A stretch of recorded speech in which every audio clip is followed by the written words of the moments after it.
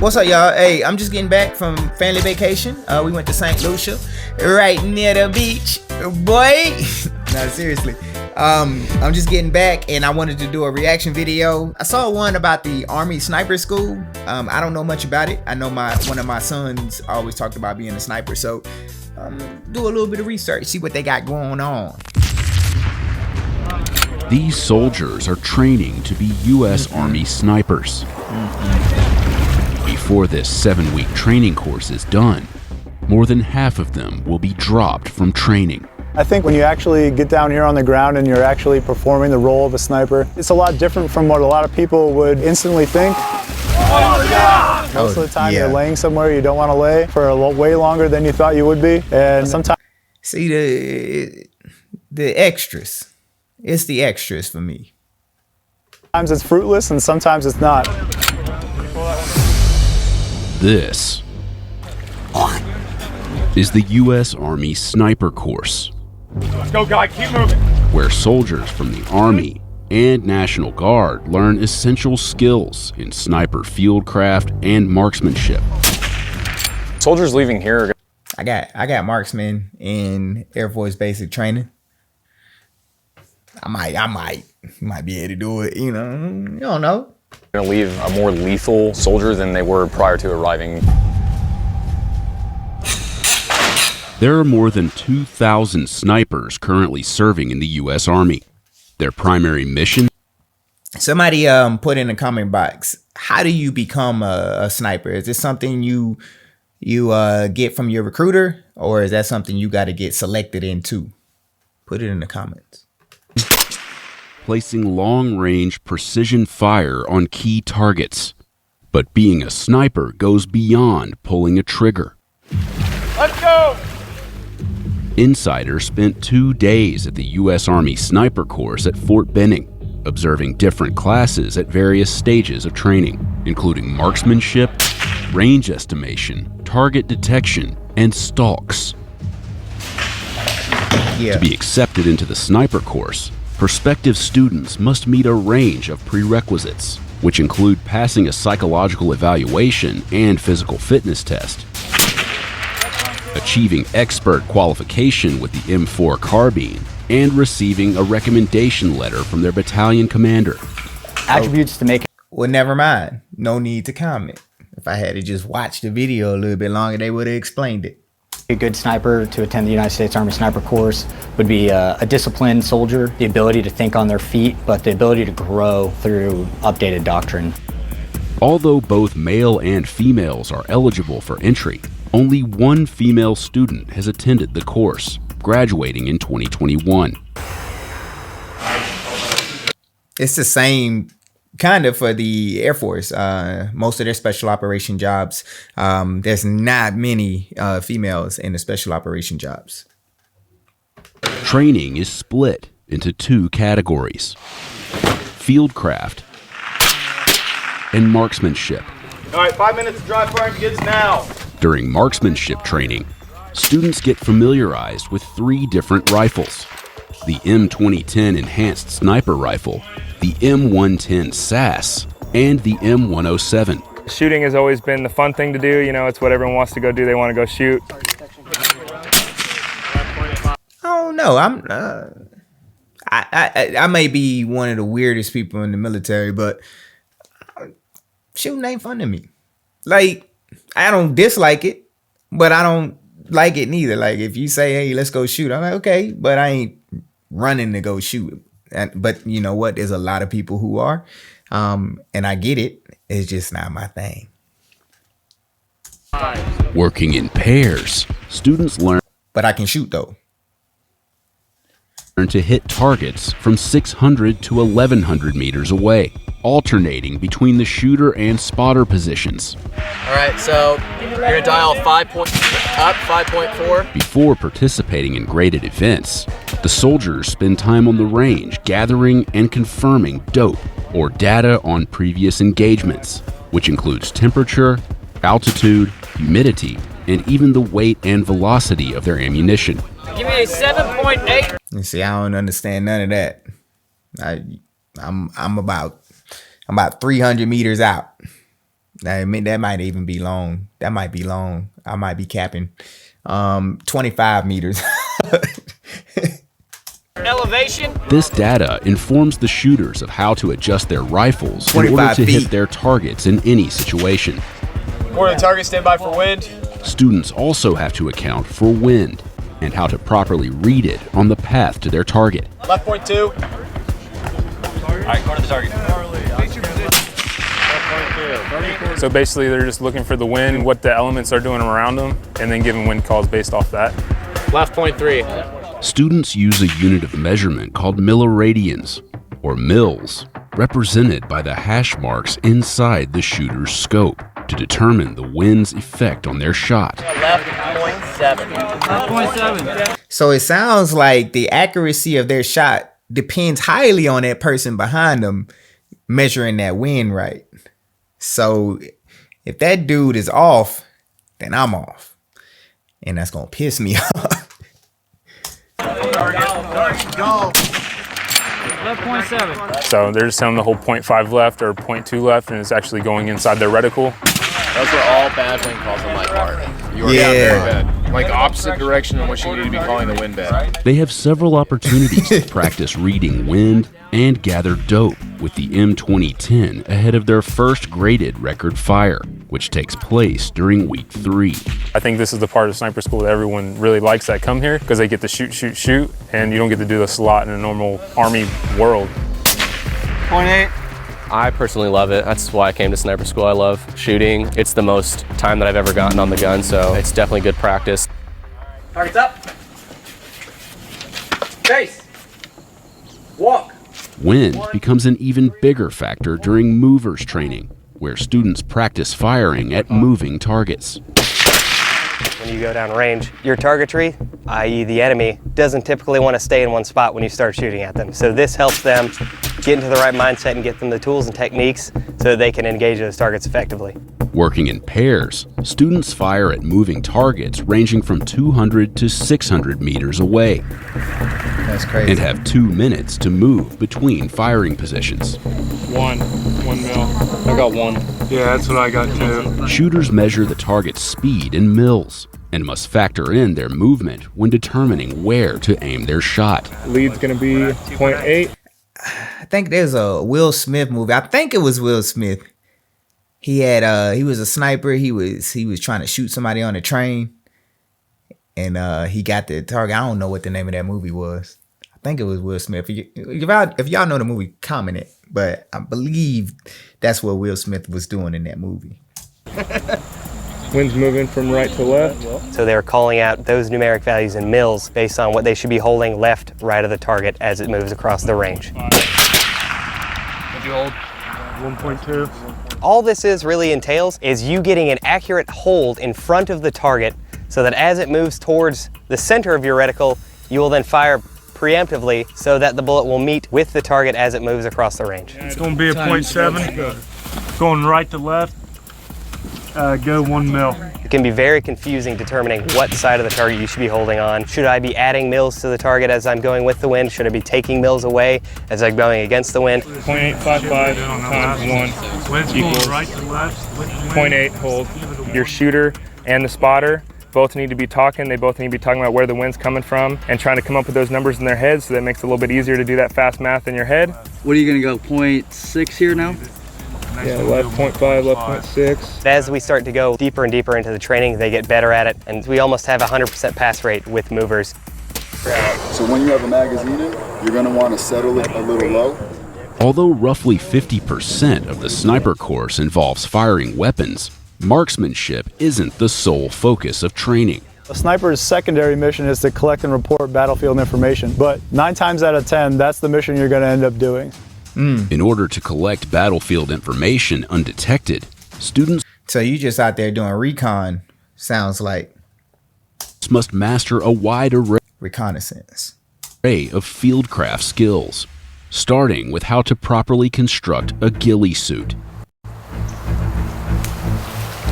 Ghillie suits are a type of camouflage clothing that snipers use to blend in with their environment. We use natural vegetation as well. We tie that into our suit and it helps us to blend in with whatever environment we could potentially be working in.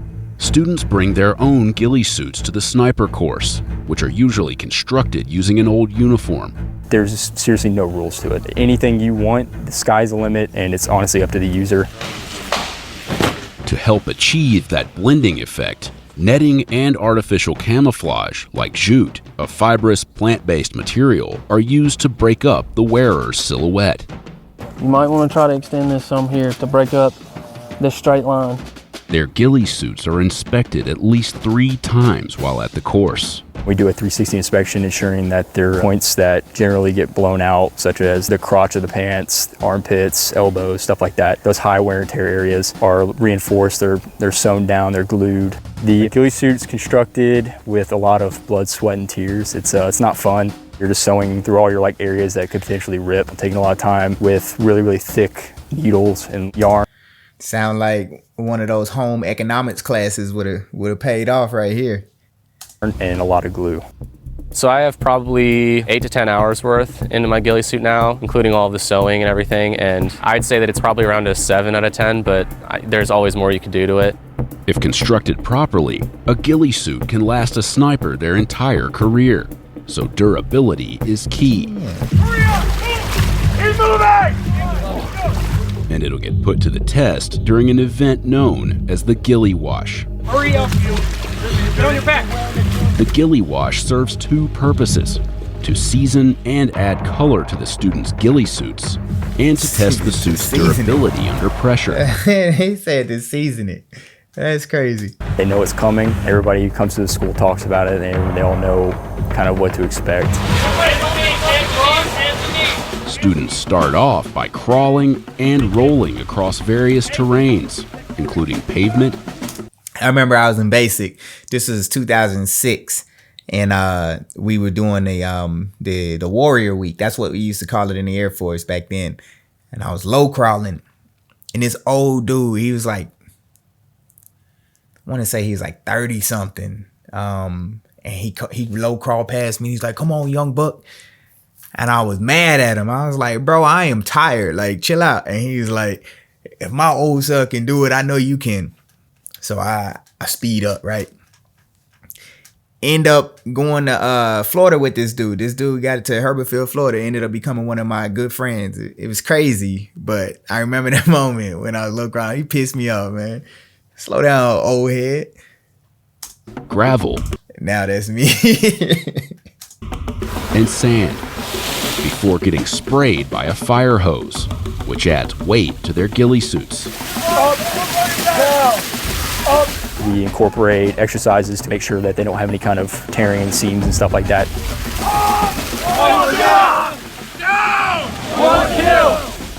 It's very, very important that you continue to push, and it's very, very important that you're able to get to and from wherever you're going with the small amount of people that you have.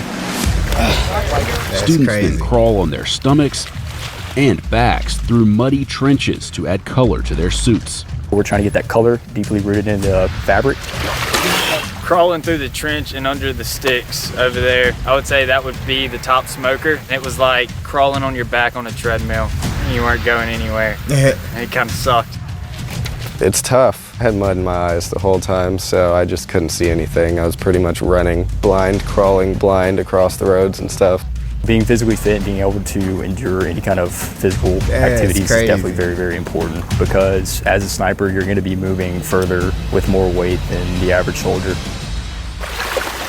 For the final leg of the ghillie wash, they crawl through a 200-foot long... You see Buddy pulling his friend, he's moving his legs with him.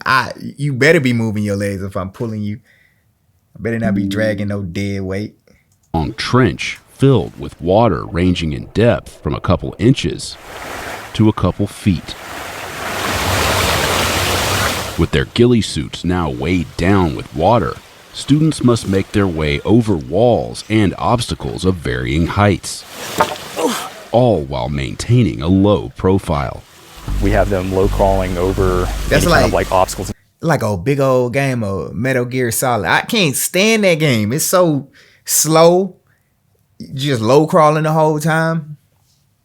Stuff like that, see if the area that they drag themselves on will possibly peel up. And again, any kind of stitching is going to rip. Honestly, it felt really good, the cold water, because of how hot it was outside, but crawling over all of the rocks and the sand was definitely uncomfortable. It is a very physical wash the seasoning off. Seasoning gone. Event, but it's completely necessary. Like, we have to test out these ghillie suits to make sure they're going to withstand the test of time. Generally across the board, you can usually see all smiles. Everybody's pretty happy. Everybody has their own little story of what happened to them. It's good. I'm very filthy right now. I have a lot of dirt in a lot of places.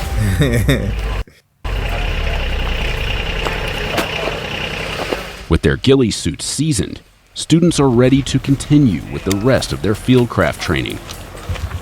Eyes up. During range estimation exercises, students must determine the distance to a given target using nothing but their eyes and rifle scope. Before the exercise begins, they take measurements of their target, which in this case was an instructor and a vehicle. They get all the measurements from waist to top of the head, waist to shoulder, shoulder to shoulder, or from toes to top of the head, as well as multiple measurements on the vehicle itself. What they mean, instructor? Why you gotta measure the instructor? I know y'all ain't about to shoot at this dude. So that they can measure out with their optic the size of the target at distance. Eyes up. During the exercise, students use only their eyes to estimate how far the target is at 10 different distances, varying from 300 to 1,000 meters. They teach us brackets. If it's in the 1 to 200 meter bracket, it's in the 2 to 300 meter bracket, and then we choose like if it's closer to 300 or to 200. It's still a challenge to do by eye, but using the reticle, as long as you have proper measurements, it's all just math. When using their scopes, students are taught to use the mill relation formula, which takes the height of the target in inches, multiplied by a constant, and then divided by the target's height in mils. The resulting number is the distance to the target in meters. To be successful. So you can't be no dummy to be a sniper. You gotta be smart.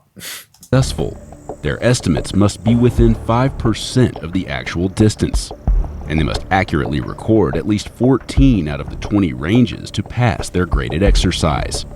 Of the class we observed, 2 students failed. They have one more opportunity to pass, or they'll be dropped from the sniper course. It's an extremely important skill to be able to range estimate accurately as a sniper, because we may not be in an environment that is permissive enough to allow us to use technology to estimate our range to our target. So snipers need to know how to be able to measure and do the mill relation formula in order to determine their range to target. All right, turn around, get in the prone, eyes down. During target detection training, students scan a field in front of them for 10 military-related items that have been strategically hidden by instructors, some as small as a couple of inches. Target detection is like a big old games of Where's Waddle. Is a sniper's ability to detect anomalies in their environment. We run them through a series of exercises here at the schoolhouse that reinforces their searching patterns, searching techniques, and their ability to actually pick up on anomalies.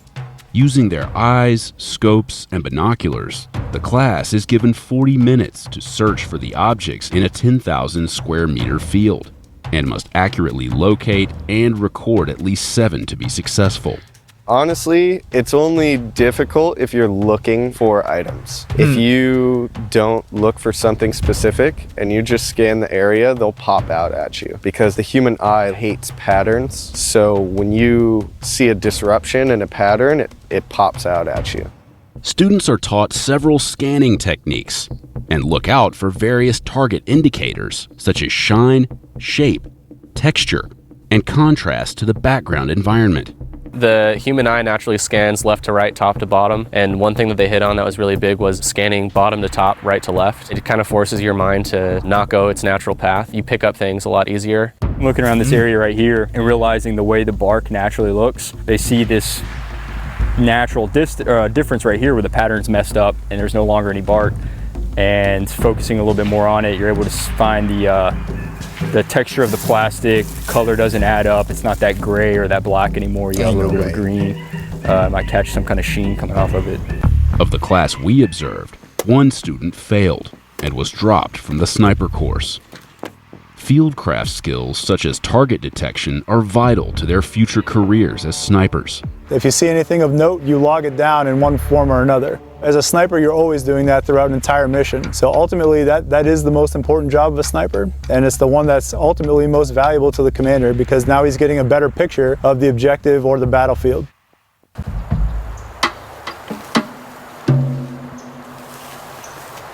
Fieldcraft training culminates with stalk events, where pairs of students must navigate through wooded terrain to observe their assigned target without being spotted by the instructors walking around them, or by those observing from afar with binoculars. So these dudes just went through a course where they could spot anything, and now you gotta try to not be spotted? Boy. Perform 4 practical stalk training exercises before moving on to graded events. The class we observed was participating in their first practical exercise. They're given 10 minutes to prepare themselves and their equipment. The class covers themselves in natural vegetation that matches their surroundings, utilizing hair ties and 550 cord that they've glued to their ghillie suits.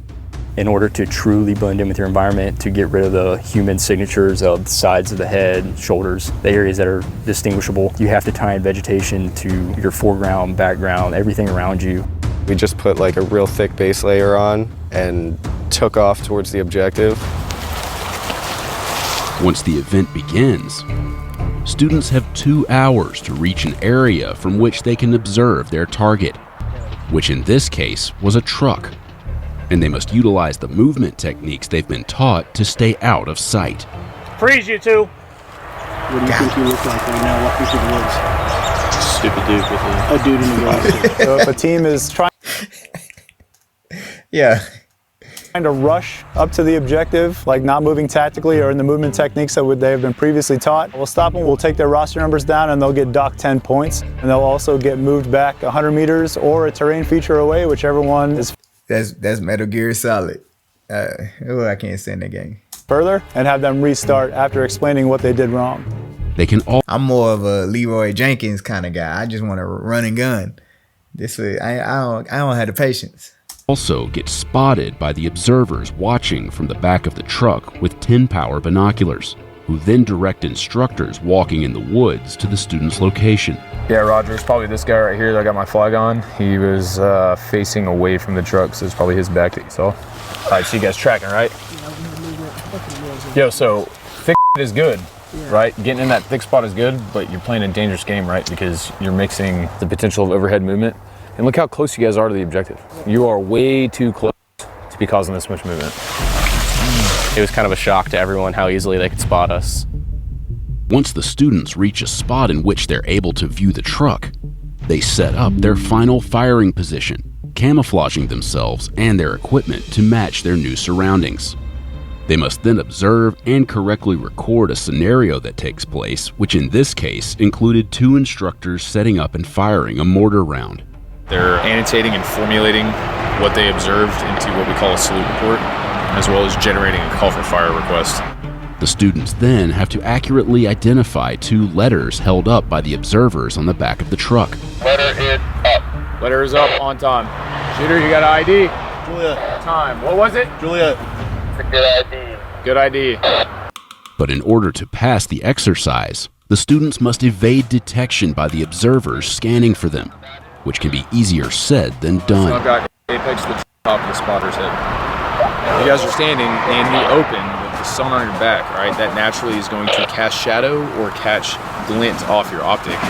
You were able to observe the scenario and you both PID'd the letter. That's good. That's really good. That's what we want. But none of that matters if you guys are able to be seen. By the end of the practical exercise we observed, none of the participating students received a passing grade. I think a lot of them went in with maybe a little bit too much confidence, and they thought, well, it looks pretty thick, so I'm sure they won't see me. The problem is the instructors that work here currently, they have a lot of experience, both real world and here at the schoolhouse. It's a challenge. It was pretty frustrating, but at the end of the day, like, I think that I'm more motivated now than before because I know that I need to improve on things. So I definitely have things I need to focus on to get better, but I'm excited to do the next rep. This class will have 3 more practical stalk exercises before starting their graded events, of which they'll have 3 opportunities to pass. But according to the Army, the majority of students from this class did not pass their graded stalk events and were dropped from the course. Sergeant Terry. On average, just 47% of the 288 students who are accepted to the sniper course each year end up graduating. Those who are able to successfully complete the course will go on to teach the skills they've learned to the junior soldiers in their unit and could be deployed into combat as snipers immediately if necessary. It's extremely rewarding to watch a soldier that has a small understanding of the weapon platform or the techniques to employ as a sniper. And once they graduate the course, their ability to perform as a sniper is outstanding. Dude kind of look like me. Like, this is crazy. That's crazy. That's interesting. I didn't know all of that went into the sniper course. Pretty interesting. But that's it. If you want to watch the Army basic training reaction video I did, I got it on the screen right now. But like I always say, I hope this video brought value to you. Stay beautiful, stay classy, and until next time, check me out.